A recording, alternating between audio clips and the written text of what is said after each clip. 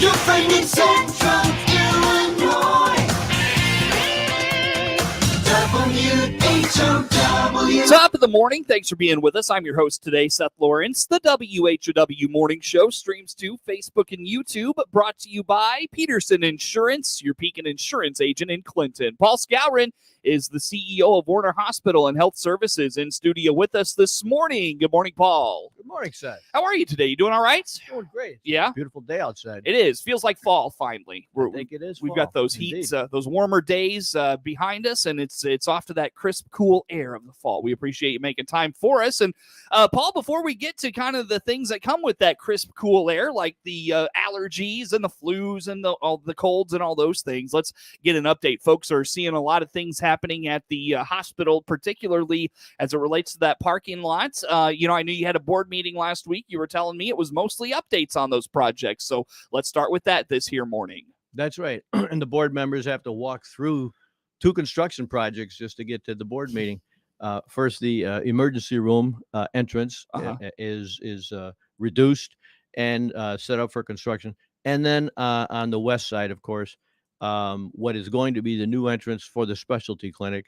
The entire area to the west has been houses removed and ground being leveled out, and a concrete retaining wall has been built. The forms went up, they poured the concrete, forms came down, and it was really moving last week. We had that one day of heavy rain, and that put the schedule behind by only one day. And so, as you had indicated, there's time for catch up because it looks like we have a pretty good week ahead of us from a rain standpoint. And so today, they're out there moving the dirt, again, leveling it out, but also installing the sewers before we get to the final leveling and the final pour. Sure. But by the end of October, we're going to have a pretty finished parking lot. Very good. Very good. So coming right up on the finish of that. And now you and I were catching up in the break. You can't do the parking lot and that entrance, that new entryway you're going to do there on that west side. You can't do those at the same time, which I should have thought about that. You can't have, nowhere for those guys to park and put their stuff while they're trying to build that. So when do you anticipate the entryway getting underway? And you're right. Just by virtue of what's going on with the emergency room, which is maybe 100 feet away from the contractors on the parking lot, it's a really well choreographed dance that's going on. So I can't imagine both the entrance and the parking lot, contiguous to each other, having contractors trying to get the work done without getting upset with each other. Sure. So yes, you're correct. We've got to get this parking lot done so we have somewhere for the staging area for the next part of the project, which is the entrance itself to the specialty clinic. Very good. So that'll be coming up. And Paul, just kind of give us a timeline on that one. The start time, how long is it going to take? And, when will we see full utilization of that new entryway? I expect by March 1, the entry, and I know that sounds long, but we're leaving room. We learned some lessons from the parking lot that there's all kinds of utilities that have to be moved and have been moved, but we run into some surprises and that might slow things down. So while I'm confident that the actual entrance itself will get started in November, given weather of the winter and things like that, I want to give as far as March 1 before that is complete. Very good. So we'll look forward to that when it comes around. And, that's going to, let's talk first about the ER update, emergency room. How is that update going? So that's the project that's the most difficult to choreograph because it is a 9-month project. And to refresh our prior discussion, we can never close down the emergency room by state law, of course. So 24/7, 365 days, we have to have the emergency room open. As a result, we can only do 1/3, 1/3, 1/3. We can only work on the project a third at a time so that operations can continue in the emergency room. But it requires the contractors to do a lot of setup, to do separation walls, to reduce dust and noise as much as possible as they go section by section. So last week in that first section, they were cutting out concrete with you know, 36-inch blades, cutting out old concrete. And today they're pouring new concrete in sections that need fortification, and will create new walls for new sections. So these things have to be done safely, and it has to be, it goes slower because they have to be done so safely. You know, the guys have got certain things on their shoes to pick up dust and stuff like that. They have to pat their feet down every time they go in and out of the building to reduce dust. And but we appreciate all all those safety concerns, and the way they are going about it safely. We also discussed, you and I, how we have to inform the staff on a daily basis. Yeah. What is going to happen today, Mm-hmm. so we can warn the managers, here's where the noise is going to be concentrated today. So please stage your patients upstairs and inpatient away, as far away as possible from the construction noise. Yeah. So that's a moving target. Every day that changes. Mm-hmm. It's maybe every week it really changes. But sometimes it's on a daily basis that the construction guys will say, we just found something new. We got to get together with the architects. Let's discuss a possible mini change. Then we put out information on a daily basis to the managers and the staff, all the staff. Yeah. Here's what's happening today. Be aware. You know, I just thought of this again. Our guest in studio today, Paul Skowron, CEO of Warner Hospital and Health Services, with us. I just thought of this. You know, you talk about that well choreographed, work that goes on one side of the building and the other, and guys having to work around each other and those sorts of things. As it relates to the noise, you know, when you get that new entrance project started, you're going to have noise at each end of the building. That's going to make it probably increasingly difficult as you go through the winter months. It is. And so far, we haven't had any patients complain. I walk around and talk to the patients. It's sort of entertaining for those that are in the specialty clinic to watch all the action outside. Mm-hmm. It's not so entertaining for in the emergency room. No one can see what's going on because it is enclosed, and intentionally to keep infection control and all that kind of stuff top of mind. But the patients in specialty clinic, it kind of helps pass the time. Right. They're watching all the construction. And then we go up and we talk about, isn't this going to be great? Soon you'll be able to walk right in where this window is right now. And come and see your specialist. You know, in addition to that kind of choreography you're talking about of guys working around each other and, you know, dealing with patients at the same time, is it creating a logjam of places to put patients as they, have, whether it's extended stays or temporary stays, looking for those quiet places? Is it creating an issue of you don't have the space for everyone you're trying to house at the hospital at this time? We have had a couple of incidents where you can't predict emergency room activity. Sure. You can predict family medicine activity and pretty much specialty clinic, but we've had a couple of log jams in the emergency room. Fortunately, a lot of the log jams happen on the weekend, but there's no construction going on the weekend. Mm-hmm. They have to work 6 till 4 o'clock, and so Mm-hmm. It's only those daytime log jams. So far it's been minimal. Sure, very good. Anything else on those projects, Paul, we haven't touched on you want to make sure we know about? Again, we're thankful for the great weather so we can stay on course, and very thankful to the staff for supporting advanced knowledge to the patients, so we can keep patient satisfaction satisfactory during this whole episode. Very good. So we'll look forward to hopefully more of that as we go along. Paul Skowron, again, CEO of Warner Hospital and Health Services, our guest. We've got more with Paul coming your way on the WHOW Morning Show.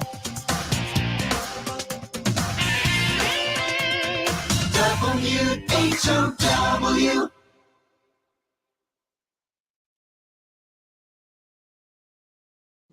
Let's check the opening numbers now at the Chicago Board of Trade on this Monday. Jim Taylor on the RFD Radio Network. Corn starting the day slightly lower, beans slightly lower, and wheat higher. December corn 491 3/4 down 1/4. March corn down 1/4, 507. May corn 515 down 1/4. November beans starting this Monday 1264 1/4 down 1 3/4. January beans down 1 3/4, 1282 3/4. March beans 1297 1/4 down 2 pennies. December wheat 575 1/2 up 7 1/4. March wheat up 7 1/4, 605 1/4. May wheat 623 3/4, up 6 3/4. December bean meal 371.70. That's down 40 cents. And December bean oil 55.56, up 21 cents. Opening numbers at the Chicago Board of Trade on this Monday morning. Jim Taylor, RFD Radio Network.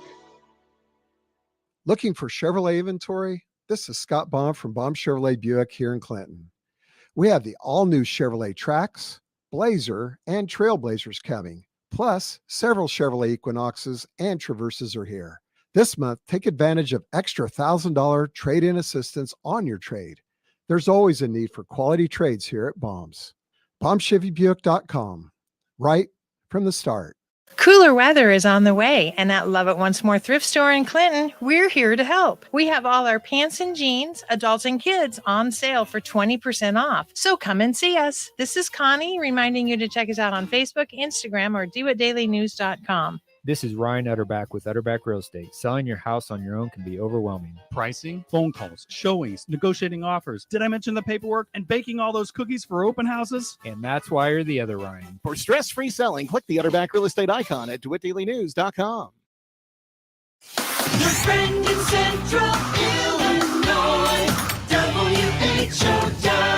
Once again, a good morning. Thanks for being with us. I'm your host today, Seth Lawrence, and the morning show streams to Facebook and YouTube. It's brought to you by Peterson Insurance, your Pekin Insurance agent in Clinton. Paul Skowron, CEO of Warner Hospital and Health Services, in studio with us here this morning. And Paul, we mentioned as we get into the fall season, those cool, crisp days are going to lead to obviously the colds and allergies, and soon enough, the flu wave will be upon us. So let's just kind of talk about those things. I know flu shot season is upon us, and getting that promoted and folks getting the shots. How about that?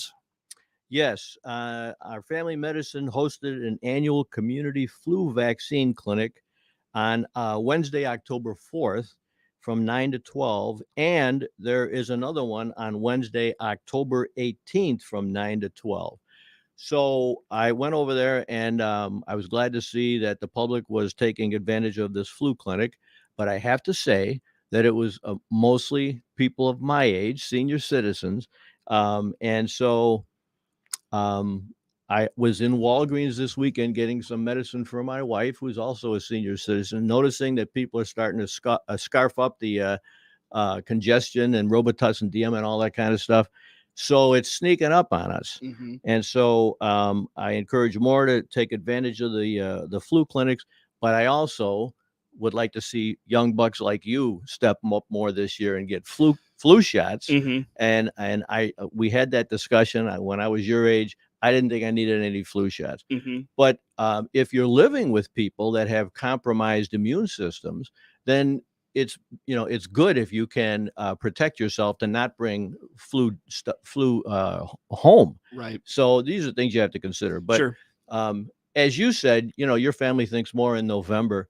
And we'll have our ads for the walk-in clinic in November, because that's when most people start realizing people around me are starting to get sick. Mm-hmm. The allergies are gone, but now you're inside and the heating system is running and the house is dry and people are starting to bring germs home from school and social events and all that. Sure. So we just want to get your flu shots in before the holidays, before Thanksgiving hits. Right. Very good. When everybody starts congregating. Yeah. And we had this conversation as well before we came on this morning about, younger, like I was telling you about our family, we think about it late October, give or take there in that time frame. But, one of the things, Paul, I think is an added convenience for a lot of folks is those, you've got the walk-in clinic is the ability to walk into those, kind of national pharmacies, if you will, and get those flu shots there. There's that added convenience factor as well. From a hospital perspective, have you thought about that offering? I know you've got the flu shot clinics that are coming up. I think October 18th, if I'm not mistaken, was the one you mentioned is coming up next. But have you thought about that ability to just walk into the walk-in clinic and say, hey, I'm here to get my flu shot. You're in and out in 15, 20 minutes and on your way. You've got it taken care of. Have you thought about that at all? We did think about that. And we, first of all, recognize that we don't have the statistics that a Walgreens or a CVS has to know what the volume might be. So we're not sure how much would we have to buy and store and possibly waste?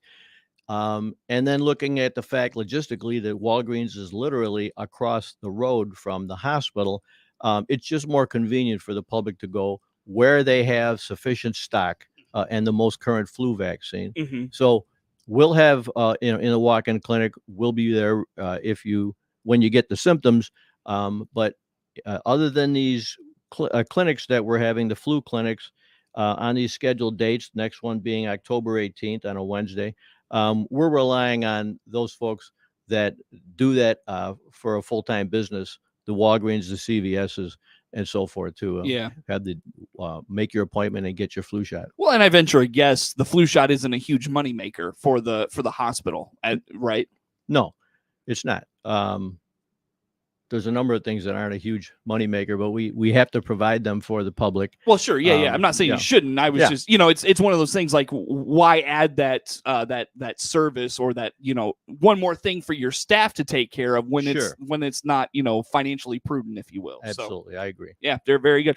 As it relates to the flu season coming up here, Paul, I don't know if you've seen anything, heard anything, read anything about what the upcoming flu season could look like. Anything on your radar there?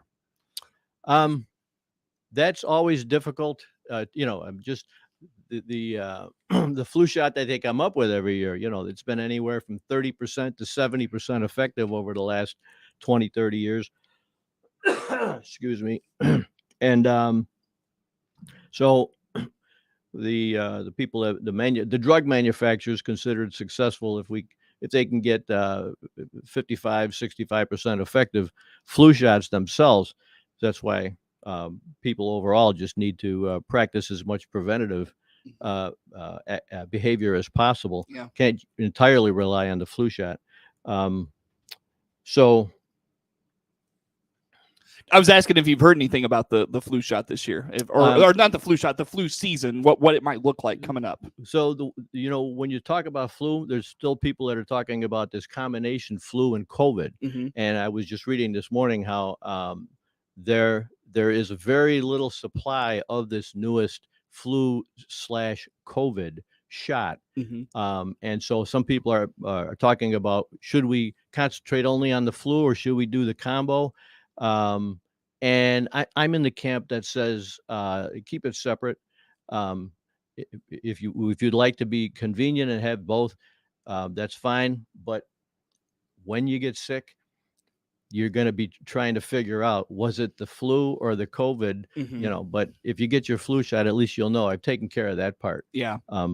So the manufacturers, it's just coming out, the combo shots. So I can't speak to the efficacy of the shots themselves when they're combined. Sure. Very good. Well, Paul, in our final few minutes here, by the way, anything else on flu shot, flu season, allergies? You're probably seeing a lot of allergies right now. We have seen a lot, and now it's reducing. That's what's coming to my attention. It's the allergy symptoms that's literally within the last week starting to reduce, and we're getting the congestion that comes from being indoors as the weather changes so quickly.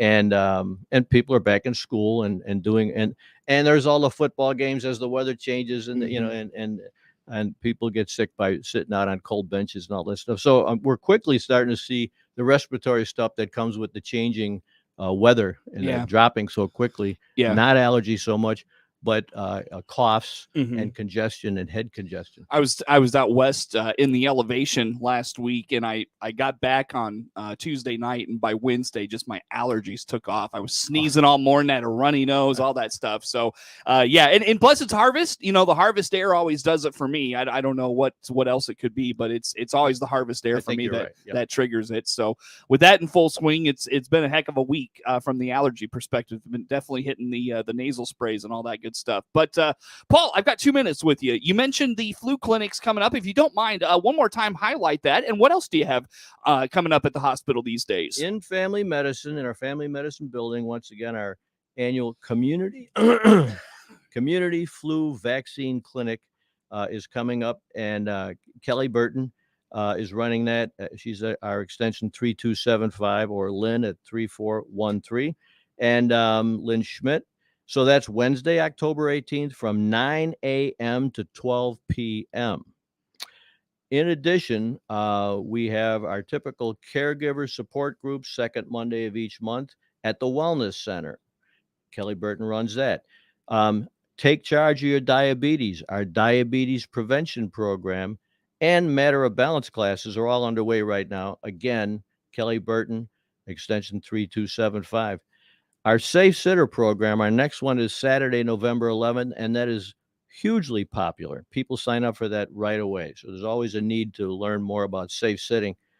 Kelly Burton, extension 3275. And then we've got our CPR training for non-healthcare workers November 15th at 1 p.m. and CPR training for healthcare workers November 16th. All this is at the Wellness Center.